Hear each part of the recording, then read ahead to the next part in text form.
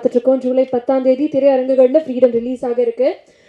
அடுத்ததாக நம்ம எல்லாருமே ஆவலாக காத்துட்ருக்கக்கூடிய படத்தினுடைய கதாநாயகன், நம்ம எல்லாருக்குமே ரொம்ப நெருக்கமான ஒரு நாயகன் அப்படின்னு சொல்லலாம். Sasikumar sir, before you come I should definitely tell you, tourist family பார்த்ததுக்கப்புறம் ஜென்சி டெர்மினாலஜியில் சொல்லணும்னா ஒரு பூக்கியாக எங்கள் கண்ணுக்கு தெரிஞ்சுங்க. ஆனால் இதில் பார்க்கும்போது மீண்டும் ஒரு எக்ஸ்ட்ரீம்லி கன்வின்சிங் ஒரு பெர்ஃபார்மராக கண்ணுக்கு தெரியுறீங்க. ரொம்ப ரொம்ப சந்தோஷமாக இருக்குது. இந்த ஒரு வடிவத்தில் மீண்டும் கான்ட்ரடிக்டரியான ஒரு ரோலில் உங்களை பார்க்க போகிறோம் அப்படின்னு சொல்லிட்டு. ஸோ நீங்கள் இந்த படத்தை பற்றி எங்களுக்காக ஷேர் பண்ணணும்னு ஆசைப்படுறோம். So Sasikumar sir, over to you.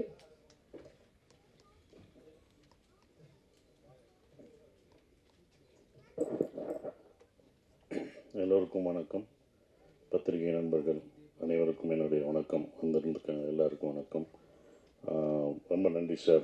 RK செல்வனி சாருக்கும் அம்மா கிருஷ்ணன் சிவா சாருக்கும் எங்கள் டீம் சார்பாக நன்றியை தெரிவிச்சுக்கிறேன். சிவா சார் ஒவ்வொரு தடவையும் நான் ஜெயிக்கணும்னு சொல்லிட்டு இருப்பார்.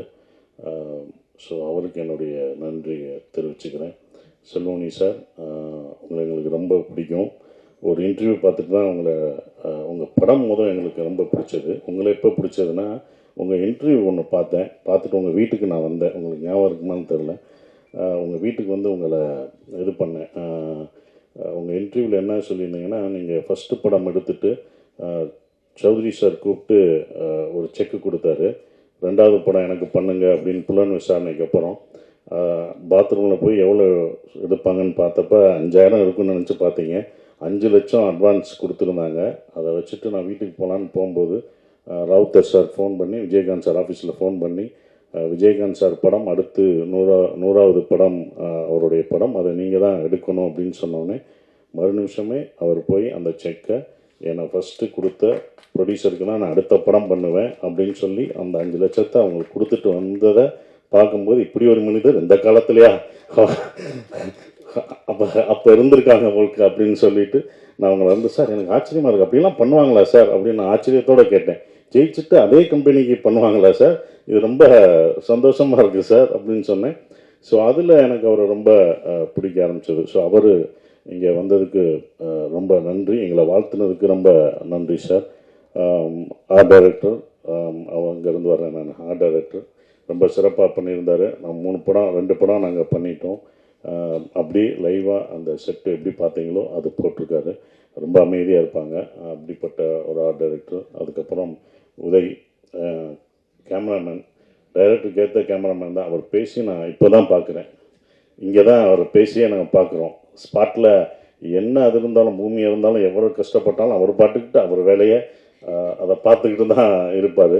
ஸோ அவ்வளோ சிறப்பாக பண்ணியிருக்காரு. அவருடைய படங்கள், முன்பு படங்களும் எனக்கு ரொம்ப பிடிக்கும். அது அப்புறம் எங்களுடைய கவிஞர், ரொம்ப நன்றி. ஈசனில் நாங்கள் முதல் பாட்டு அவர் கொடுத்தது, அது இப்போ வரைக்கும் அந்த இது அவருடைய உங்களுடைய இப்போ கவிதை சொன்னீங்களே சார், அது நீங்கன்னு எனக்கு தெரியாது சார். ஆனால் நாங்கள் அதை கேட்டு ரசிச்சிருக்கோம்னு சொல்ல மாட்டோம். ரொம்ப உணர்ச்சிபூர்வமான அந்த கவிதை இப்போ நீங்கள் சொன்னோன்னே நாங்களாம் ரொம்ப உணர்வுபூர்வமாக அதை எடுத்துக்கிட்டோம். நன்றி சார். மியூசிக் நீங்கள் வாங்கி பார்த்துட்டு, அவர் தான் முதல் படம் பார்த்தாரு, நல்லா இருக்குன்னு சொன்னது அவர் தான். ஸோ அவருக்கு நன்றி. ஜிப்ரான், அவரோட நான் 4 படம் நிறையா இருக்குது, அதெல்லாம் முடிச்சு கொடுங்க. எப்போ கொடுக்க போகிறீங்க? இவரை நான் பார்க்கல, இப்போ தான் பார்க்குறேன். இன்னொரு படம் வேறு இருக்குது, அதெல்லாம் வேகமாக முடிச்சு கொடுங்க. ஸோ அவர் சிறப்பாக பண்ணியிருக்காரு. இப்போ நந்தன்லேயும் அந்த படத்தை என்ஹான்ஸ் பண்ணி கொண்டு போனதும் அவர் தான். ஃப்ரீடமும் நாங்கள் எடுத்ததை விட அதை ரொம்ப அழகாக இது பண்ணி கொண்டு போயிருக்காரு. அவருக்கு என்னுடைய நன்றியை தெரிவிச்சுக்கிறேன். லிஜோ, இந்த படத்துக்கு நீ வந்த பிறகு அது வேறு மாதிரி மாறிச்சு. அது யார் ஹீரோயின் ஃபர்ஸ்ட் ஷெட்யூல்லாம் நாங்கள் போயிட்டோம். ஹீரோயின் எங்களுக்கு செட்டே ஆகலை. அதுக்கப்புறம் தான் லிஜோன்னு சொல்லும்போது அது யதார்த்தமாக அப்படி அந்த அந்த ஃபேமிலியாக அந்த இது இருக்கும்போது அவங்க நடிப்பு அவ்வளோ இதாக இருக்கும். படத்தில் பார்க்கும்போது உங்களுக்கு தெரியும். அவங்க சேரணும் அப்படின்றது எல்லா ஆடியன்ஸுக்கும், அவங்க 2 பேரும் சேர்ந்துடணும் அப்படின்றது வரணும். அதுக்கு முக்கியம் ஒரு சார் சொன்ன மாதிரி ஒரு பிடிச்ச முகம், எல்லாரோடையும் பாவப்பட்ட ஒரு முகமாக இருக்கணும். அது கரெக்டாக ரிஜோவுக்கு செட் ஆச்சு. அது சேர்ந்துடணுன்றது உங்களுக்கு தெரியணும். சேர்ந்தாங்களா சேரலைன்றதான சார் கதை, அது சொல்லக்கூடாது. அது நீங்கள் தேர்தல பாருங்கள், அது சொன்னாலும் அவர் இது பண்ணுவார். ஸோ அப்புறம் மணிகண்டன், மணி படத்தில் எனக்கு வந்து சாப்பாடெலாம் ஊட்டி விடுவான். ரொம்ப ரொம்ப நன்றி. அவனோட இதை பார்த்து தான் நான் எனக்கு ரொம்ப அந்த அந்த கான்ஃபிடென்ட்டோட ஒரு இன்டர்வியூ சொன்னோம் பேசினது எனக்கு ரொம்ப பிடிச்சிருந்தது. ஸோ அதை நான் அவர்கிட்டே நான் பகிர்ந்திருக்கேன். நாங்கள் 2 பேரும் சேர்ந்து பண்ணது ரொம்ப சந்தோஷம் மணி. அப்புறம் ஆண்டனி சொன்னார், கஷ்டத்தை வந்து சிரிச்சுக்கிட்டே சொல்லிட்டாரு. கஷ்டப்பட்டதெல்லாம் கோவத்தில் சொல்லாமல் சிரிச்சுட்டு அதை ஃபுல்லாக சொல்லிட்டாப்புல.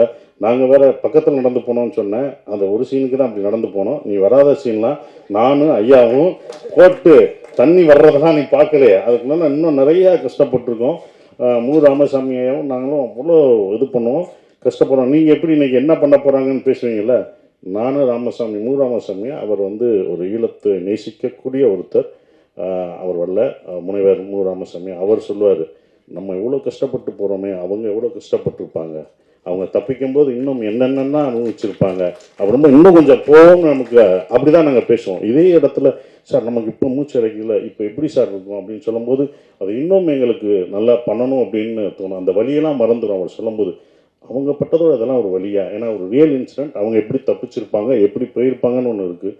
அதை விட இது வழியாக எங்களுக்கு தெரியலை.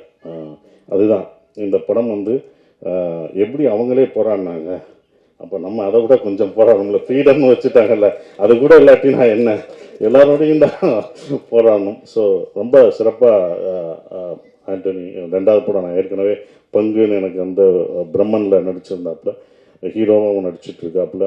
ஸோ சூப்பரான ஒரு விஷயமா இருந்தது. அப்புறம் ப்ரொடியூசர் பாண்டி, மேனேஜராக எனக்கு ரொம்ப இதாக தெரியும்.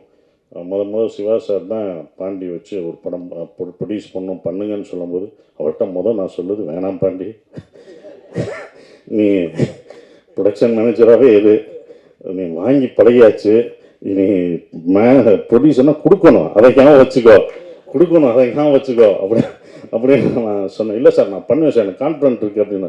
இல்லை பாண்டி, இன்னொரு தடவை நல்லா யோசிச்சுக்கோ பாண்டி, அது பண்ணணுமா அப்படின்னு சொல்லிட்டு வரும்போது அப்புறம் கதை மாறிச்சு.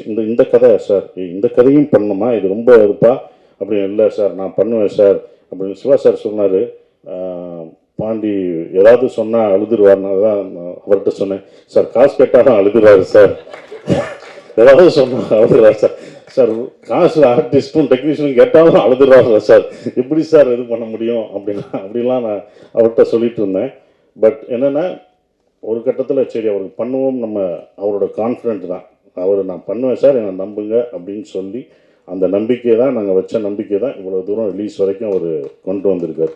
இன்னும் அடுத்த படங்கள் அவர் சிறப்பாக பண்ணணும், இன்னும் நிறையா படங்கள் பண்ணணும், எல்லாமே இருக்குதான். ஒரு படம் அப்படின்னும்போது எல்லாருக்கும் ஒரு மனஸ்தாபம் இருக்க தான் செய்யும், எல்லாருக்கும் அது இருக்க தான் செய்யும். ஒரு படமாக இருந்தால் ஒரு இயக்குனருக்குள்ள, ஒரு ப்ரொடியூசருக்குள்ளே, ஆர்டிஸ்ட்டுக்குள்ளே, டெக்னீஷியன்ஸ்குள்ளே எல்லாமே ஒரு மனஸ்தாபங்கள் எங்கேயோ ஒரு இடத்துல இருக்கும். ஆனால் அது முடிஞ்சு அந்த நிறைவாக பார்க்கும்போது அதெல்லாம் பறந்து போயிடும், அந்த வெற்றி அதை மாற்றிடும். எப்போதுமே அது இருக்கும், எந்த படமாக இருந்தாலும் அது இருக்க தான் இருக்கும். சின்ன சின்ன விஷயங்கள்லாம் இருக்க செய்யும். அதெல்லாம் கடந்து இந்த படம் வெற்றி வந்து அதை மறக்கடிக்கணும்னு நான் நினைக்கிறேன். ஃப்ரீடம் படத்தை பற்றி சொல்லணும்னா டூரிஸ்ட் ஃபேமிலி மாதிரி அப்படி நினச்சிடக்கூடாது. அதை நம்ம தெளிவுபடுத்திடணும். என்னடா காமெடி படம்னு சொன்னாங்க, ஏன்னா ஆடியன்ஸுக்கு நம்ம தெளிவுபடுத்தணும் ஃபஸ்ட்டு. இது என்ன மாதிரி படம், எப்படி அப்படின்றது. ஏன்னா இது டூரிஸ்ட் ஃபேமிலி மாதிரி உங்களுக்கு வந்து காமெடியோ ஒரு காமெடி ஒரு எல்லாமே இருக்கக்கூடிய படமாக அது இருக்காது. இது வந்து ஜெயிலில் கஷ்டங்களை சொல்ல போகிற ஒரு படமாக தான் இருக்கும். அது தயார்படுத்தணும் ஆடியன்ஸுக்கு. நம்ம ஆடியன்ஸுக்கு வந்து என்ன சொல்லணும்னா, என்ன ஜானர்னே சொல்ல மாட்டேங்கிறோம். வந்து பாருங்கன்னு சொல்லிட்டு அவர் வேறு மாதிரி நினச்சி டூரிஸ்ட் ஃபேமிலி மாதிரி வச்சுட்டு, இது டூரிஸ்ட் ஃபேமிலி மாதிரி இல்லை வேணாடா இப்படி பண்ணி அப்படின்னு அவங்க சொல்லுவாங்க. அவங்க பக்கம் நியாயம், அது நம்ம தப்பு தான். ஏன்னா நம்ம என்ன படம் பண்ணுறோம், இது என்ன ஜானர் ஆஃப் மூவி எல்லாம் அவங்களுக்கு தெளிவுபடுத்தும் போது அவங்க பார்க்க வரும்போது அதை இது பண்ணுவாங்க. ஏன்னா இது வந்து ஜெயில் சார் சொன்ன மாதிரி ஜெயில் படங்கள், எஸ்கேப் டு விக்ட்ரி, இந்த மாதிரிலாம் நம்ம இங்கிலீஷில் பார்த்துருப்போம், நிறையா படங்கள் பார்த்துருப்போம். ஆனால் அது உண்மை கதையை தான் அவங்களும் எடுத்திருப்பாங்க. கிரேட் எஸ்கேப் இதெல்லாம் வந்து உண்மை சம்பவத்தை தழுவி எடுத்திருப்பாங்க. இந்த படமும் உண்மை சம்பவத்தை தழுவி தான் எடுத்திருக்கோம். ஜெயிலுக்குள்ளே இருக்கும்போது காமெடி பண்ண முடியாது, டான்ஸ் ஆட முடியாது, அடிச்சிருவாங்க. சும்மா இது பண்ணுறதுக்கே அடி வெளுக்குறாங்க. அப்புறம் எப்படி ஜெயிலில் இருக்கும்போது கொடுக்க மாட்டாங்க. ஸோ அப்படி ஒரு இது 1991 நடந்த ஒரு கதை, 95 வரைக்கும் இருக்குது. 95 ஜெயிலில் பிரேக் பண்ணி தப்பிக்கிறவங்களை பற்றி 1000 அகதிகளை சந்தேக கேஸில் உள்ளே பிடிச்சிட்டு போய் அவங்க எப்படி குடும்பத்தை இழந்து அவங்க ஃபேமிலியை ஓட சேர்ந்தாங்களா இல்லையா அப்படின்ற ஒரு விஷயத்த சொல்லப்போகிற ஒரு படமாக தான் இந்த இந்த ஃப்ரீடம் இருக்கும். அவங்களுக்கு எப்படி அந்த விடுதலை வெளியில் கிடைச்சதுன்றது நமக்கு அந்த அந்த இன்சிடெண்ட் தெரியாது. அப்போ நடந்தபோது 1995 இப்படி ஒரு விஷயம் நடந்திருக்கு, இப்படி ஒரு ஜெயில் பிரேக் வேலூரில் இப்படி சிறையில் இருந்து தப்பிக்க ட்ரை பண்ணியிருக்காங்க, தப்பிச்சிருக்காங்கன்ற ஒரு விஷயத்த வந்து நமக்கு தெரியாத ஒன்று. அது வந்து ஏன்னா அப்போ இவ்வளோ மீடியா இல்லை, ஒரு பேப்பர் செய்திகளாக தான் அது இருக்குது, பேப்பர் செய்திகளாக இருக்குது. அது இதாக இந்த படத்தில் நாங்கள் சொல்லியிருக்கோம். அந்த வலிகளையும் வேதனையும்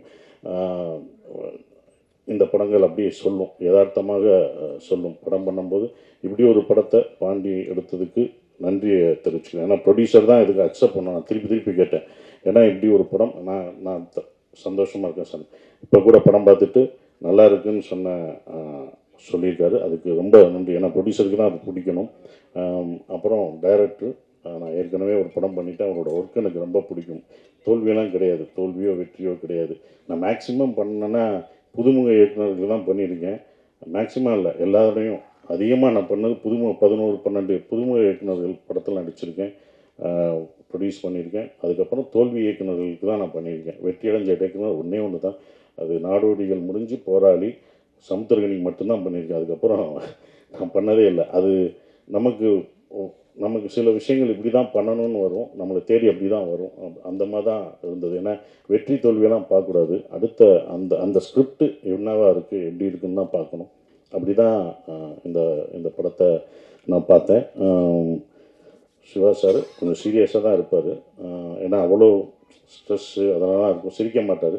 படத்துலேயும் எங்களை சிரிக்கவே விடலை. இந்த இடத்துல லைட்டாக அவருக்கு தெரியாமல் நான் சிரித்தேன்.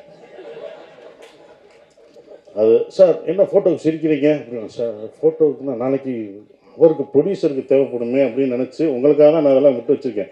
நீங்கள் போடுறீங்களா சிரித்து போஸ்டர்லாம், அது உங்களை நினச்சி ப்ரொடியூசரை நினச்சி நான் பண்ணது. அன்றைக்கி போஸ்ட்டு கேட்பீங்க, எங்கே சார் முதல் நாள் போஸ்ட்டு போடுறோம் சிரித்த மாதிரியே இல்லை, அதே மாதிரி வந்தார்.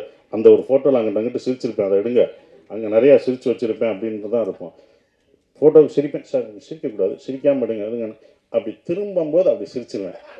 எடுத்துகிட்டு இதுதான் பப்ளிசிட்டிக்கு யூஸ் ஆகும், வச்சுக்கூடாது, சிரித்த மாதிரி முதல் போடும்போது போட்டோம்னா அப்படின்றதான் இருப்போம். அதே மாதிரி தான் லிஜோ சிரித்த மாதிரி ஒன்று இருந்தது. அப்போ லிஜோட்ட கேட்டேன், நீங்கள் டைரக்டருக்கு தெரியாமல் தான் இந்த சிரிச்சா அப்படின்னு. ஆமாம் சார் அப்படின்னுச்சு. ஸோ அப்படி தான் அது நடந்தது. ஸோ அவரோட அந்த கன்சீவ் பண்ண ஒரு விஷயம், இப்படி தான் இருக்கணும், இப்படி தான் வேதனைகள் இருக்கும், இப்படி தான் இருக்குன்றது அழகாக அந்த சிறைச்சாலையில் எப்படி இருந்து எப்படி இது பண்ணாங்களோ அது நிஜமாகவே நாங்கள் ஒவ்வொரு அடியும் நிஜமாகவே விழுந்தது. கையெல்லாம் உடஞ்சது, ஒருத்தன் அடிக்க தெரியாமல் அடித்து என் கையெல்லாம் உடைச்சாங்க. அதான் கத்துறேன், ஐயோன்னு கத்துறேன், சூப்பராக நடிக்கிறாரு, சூப்பராக நடிக்கிறார், ஐயோ போட்டான் அதே கையில்.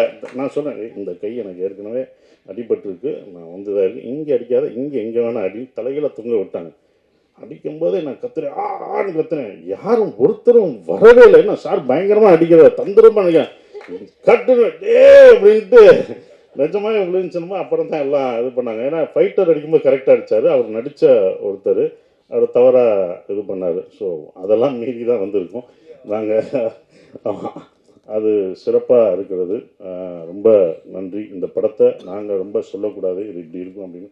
நீங்கள் படம் பார்த்துட்டு நீங்கள் அதை விமர்சனம் பண்ணி எப்படி வந்திருக்குன்ற ஒரு விஷயத்தை சொல்லுங்கள். ஏன்னா ட்ரூ ஈவெண்ட்ஸ் அப்படி தான் இருக்கும், அப்படி தான் பண்ண முடியும் அப்படின்ற ஒரு விஷயம் இருக்கும். அதனால தான் அதை சிரிக்கக்கூடாதுன்னு சொன்னார்.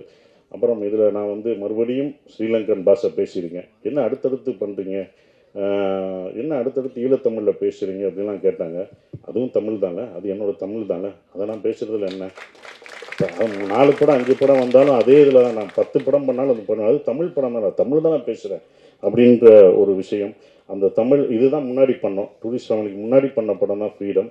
அது பல தாமதங்களாகி அது வெற்றிகரமாக இவ்வளோ தூரம் கொண்டு வந்திருக்கிறதே ஒரு வெற்றி தான், தேட்டருக்கு கொண்டு வந்தது. அது எனக்கு ஸ்ரீலங்கன் பாஷை இங்கே பேசினது தான் நான் டூரிஸ்ட் ஃபேமிலிக்கு நிறைய யூஸ்ஃபுல்லாச்சு. அந்த அம்மா தான் நான் நிறையா பேட்டியில் சொன்னேன், என்றைக்கும் கற்றுக் கொடுத்த ஆசிரியரை மறக்கக்கூடாது, அந்த அம்மாவை நான் என்றைக்கும் மறக்க மாட்டேன்.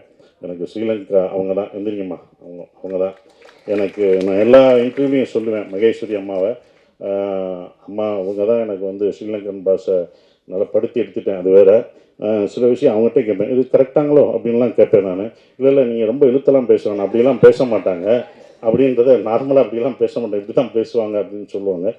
ஸோ அவங்களுக்கு வாங்கம்மா நீங்கள் வாங்கம்மா வாங்க, உங்களை பார்க்கட்டும் வாங்க.